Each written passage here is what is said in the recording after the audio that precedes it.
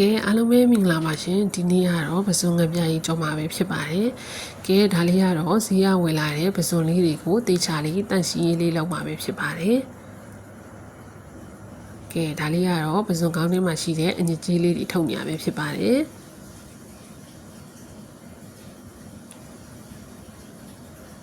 ကဲဒါလေးကတော့ရေဆေးပြီးတော့တန့်စင်မှာပဲဖြစ်ပါတယ်ကဲဒါလေးကတော့ရေဆေးပြီးအနေထားလေးကိုစာပြလေးနေမှာပဲဖြစ်ပါတယ်အချိုမုံလေးအနည်းငယ်ထည့်ပါတယ်စက်သားမုံလေးအနည်းငယ်ထည့်ပါမယ်ရှင်ပြီးရင်စနင်းမုံလေးအနည်းငယ်ထည့်ပါမယ်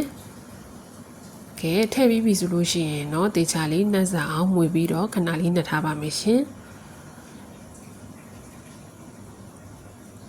ကဲဒီနေ့ကကြတော့ငန်းပြိုင်ကြောမှာဖြစ်တဲ့အတွက်ပုံမှန်လို့တော့ကျက်သွန်နီကိုတို့ကျက်သွန်ဖြူတို့ကိုမထောင်းတော့ပဲကြိတ်ပဲကြိတ်လိုက်မှာပါပဲဖြစ်ပါတယ်ကဲဒါလေးကတော့ကျက်သွန်နီကျက်သွန်ဖြူကြိတ်ပြီးသားအနေထားလေးပါရှင်ကဲဒါလေးတွေကတော့ပါဝင်ပစ္စည်းလေးတွေကိုပြပေးတာပဲဖြစ်ပါတယ်ကဲအိုးကလည်းပူနေပြီဆိုတော့စီလေးစထည့်ပါမယ်ရှင်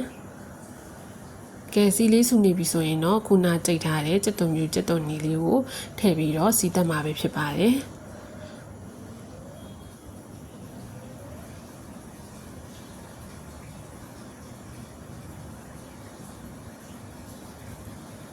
ကဲနည်းနည်းမုတ်လေးအနည်းငယ်ထည့်ပါမယ်ရှင်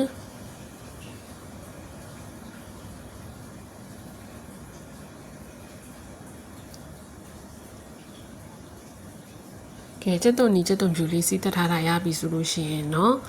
ရုပ်သီးခွဲချမ်းလေးထည့်ပါမယ်ရုပ်သီးခွဲချမ်းလေးကိုလည်းစီးတက်ပေးနေရပဲဖြစ်ပါတယ်ငန်းပြားကြီးလေးထည့်ပါမယ်ရှင်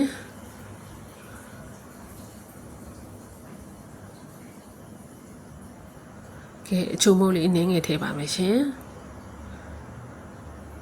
ကဲအားလုံးကိုစီပြန်တက်နေပါတယ်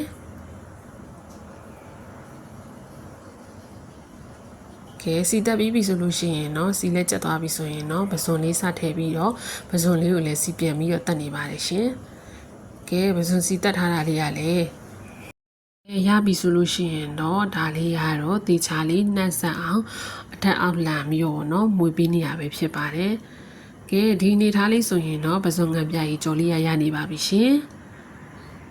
ကဲအားလုံးပဲကျေးဇူးများကြီးတင်ပါတယ်ရှင်